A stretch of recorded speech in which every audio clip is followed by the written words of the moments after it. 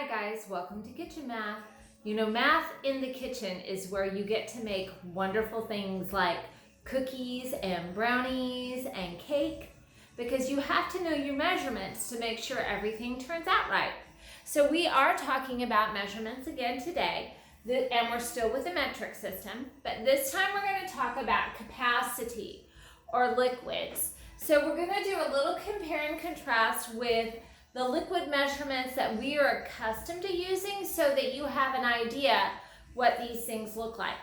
So let's start at the very top. Again, we have our same prefixes that we had yesterday, but instead of being attached to meter, this time it's attached to liter because we are using liquids. So the first one is the milliliter. Now, when you say it, milliliter, it sounds like a lot of liquid, but it's not. Remember, our milli means 1,000, but this is where we're taking something and we're breaking it apart into 1,000 pieces.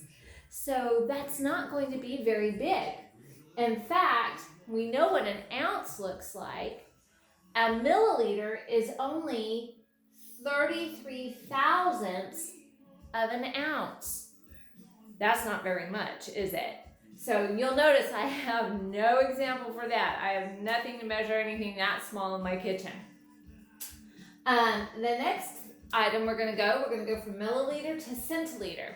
Now notice we go from 1,000, tearing it into 1,000 pieces, to the centi, like our math, like our penny, to 100 pieces. So it's going to be a little bigger. And notice what we do, because this is a base 10 type of measurement. Our decimal point is going to go one spot to the right. So instead of 33 thousandths, we have 33 hundredths. And to give you an idea of what a centiliter would look like is I have this food coloring. Now this is a little less than a centiliter, but that's about how much a centiliter would look like. So that's a really small amount, right? We would measure, food coloring, maybe a drop, your vanilla extract, your almond extract, things like that, we would measure like that if we use that base system in the United States, which we go. So now we go from milli to centi to deci. The deciliter, notice how the decimal point just keeps moving to the right. So instead of 0.33 ounces or 33 hundredths, now we have 3 3/38 hundredths of an ounce. So here we didn't even have an ounce. Here, now we have almost about 3.5 ounces. And that's a deciliter. So if you were looking for a deciliter, this is my 1 cup measuring cup. And this would be a deciliter. Still not very much, right? It's below the half cup line. It's below the half cup line. So again, still not a whole lot. And now we move into the full liter. Now, if you walk down the soda aisle, we see really the big thing that we see sold in liters in the United States are the soda bottles. And usually those are the big, kind of round plastic ones. And that's not 1 liter, those are 2 liter bottles. So that's what a liter would look like. And to give you an idea, we move it around. Again, we see our decimal point take 1 jump to the right. And now we have 33.84 ounces. Now, you should be running a little math in your head right now because we know that there are 8 ounces to a cup, right? So about how many cups are in a liter? There are 8 ounces to a cup, and a liter is it's 33 plus a little bit more ounces. How many cups is that? Where are my math people? Where are my bakers out there? Ella, about how many cups is that? How many times can we multiply by 8 and not pass 33? That's right. 8 times 4 equals 32. So 1 liter would look a little bit, and this is my 8 cup measuring cup. That's what I use. All kinds of measuring cups in my kitchen. So a liter would kind of look like this. But those are things we go smallest, smaller, small to the liter. Now we're going bigger. We're going to talk about the kiloliter. And we ask ourselves, first of all, how many ounces is that? That's going to be 10 times 1,000. So we're going to be moving over 1, 2, 3 spots. So 1, 2, 3, that's 33,804 ounces plus some change. That's a lot. To give you an idea, that's about 264 gallons. Think about the gallon of milk that you have in your refrigerator. Now think about 264 of those. That's a lot of milk. That's a lot of milk. So let's review what we've talked about. We have our milliliter that's so small, it would probably just be a drop out of our food coloring. That's all a milliliter would probably be, 1 drop. Now, the centiliter is about the size of our food coloring. Still not very much. The deciliter is about 3.5 ounces right here. And this is our liter right here. Little bit more than 4 cups.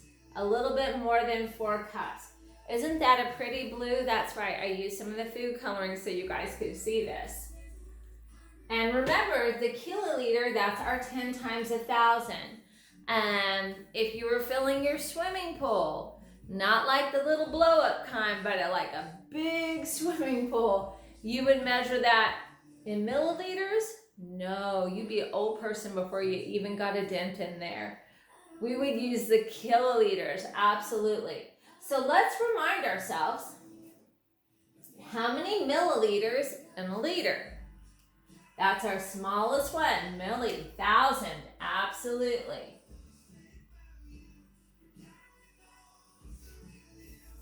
How many centiliters in a liter? Get our centi in there. What is that? 100. And how many deciliters? 10. Absolutely. Smallest, smaller, small. Right? Smallest, smaller, small to the liter. Now we're going from the liter, our big measurement up here, and now we're going to say how many liters in our kiloliter. Remember, we count our zeros, our 10 times 100. That's right, we're back to 1,000 again. 1,000 liters to a kiloliter. Now let's look at some, you're going to be working from your math book today, not your math workbook. So we're going to do 7 and 8 together, and then you can complete the rest on your own. And what you're being asked to do is do greater than, lesser than, or equal to. What we have is 2 liters and 250 centiliters. Now, if you don't see a decimal point, the implied decimal point is always at the end because it's a whole number. We have 250 whole deciliters. So if you don't have your decimal point, it's implied that it would be at the end of the number to the very right. Now we're talking centiliters. So how many centiliters in a liter? 100. So we count our zeros for our decimal point move. 1, 2. So here's our implied to 1 to 2. So it would be right here. So we would have 2.5, or you could put the 0 there still. We have 2.5 liters. So now that we have equal measurements, which one is larger? It's this one, absolutely.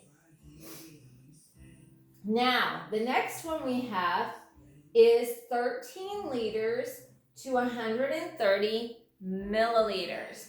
So again, remember the decimal point's not there. We have 130 whole milliliters. So we put in our implied decimal point. And now we're going for milliliters. So how many milliliters in a liter? 1,000. So let's check our zeros for our decimal point jumps. 1, 2, 3. Here we go. 1, 2, 3. So we have decimal point 130 liters. So we don't even have a whole liter there. So that's definitely smaller. So that's how you're going to work the rest of your problems. Make sure if you're uncomfortable with the implied decimal point not being there, just mark it in. That's what your pencil is for. And then do your jumps. You can do it. I believe in you. And I'm signing out from Kitchen Math. I mentioned cookies earlier. I might go make some right now.